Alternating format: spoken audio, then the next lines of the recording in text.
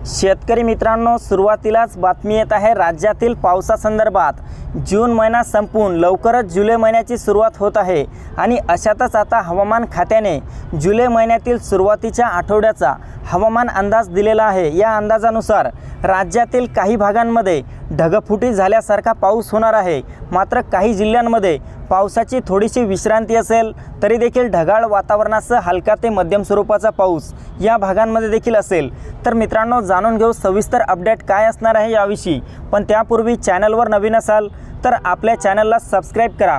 मित्रांनो, जुलै महिन्यातील 1 आणि 2 जुलै रोजी आपण या ठिकाणी पाहू शकता सर्वाधिक पावसाचा जोर आपल्याला विदर्भातील अकोला, अमरावती, नागपूर, बुलढाणा, पुसद, चंद्रपूर तसेच मराठवाड्यातील छत्रपती संभाजीनगर, जालना, हिंगोली, परभणी, नांदेड, बीड, लातूर, धाराशिव, मध्य महाराष्ट्रातील सोलापूर, पंढरपूरच्या परिसरामध्ये मोठा पावसाचा जोर आपल्याला 1 आणि 2 जुलै रोजी वाढलेला पाहायला मिळेल। ढगफुटी झाल्यासारखा पाऊस आपल्याला जुलै महिन्यातील पहिल्या आठवड्यामध्ये या भागांमध्ये झालेला पाहायला मिळू शकतो। तसेच संपूर्ण कोकण पट्ट्यात पाहिले असता मुंबई, ठाणे, पालघर, रत्नागिरी, रायगड, सिंधुदुर्ग, राजापूर, सावंतवाडी, कल्याण, डोंबिवली, वसई विरार आणि मध्य महाराष्ट्रातील पुणे, सातारा, सांगली, कोल्हापूरच्या भागात देखील मोठा वादळी वाऱ्यासह आणि विजांच्या कडकडाटासह पाऊस आपल्याला जुलै महिन्यातील 1 आणि 2 जुलै रोजी झालेला पाहायला मिळेल।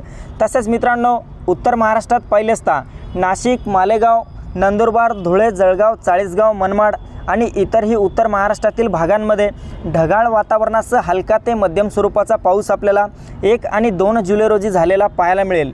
तर मित्रांनो, ही होती हवामानाची छोटीशी अपडेट। आपल्याबरोबरच इतरांना पण शेअर करा, व्हिडिओला लाईक, चॅनलला सबस्क्राइब करा। धन्यवाद।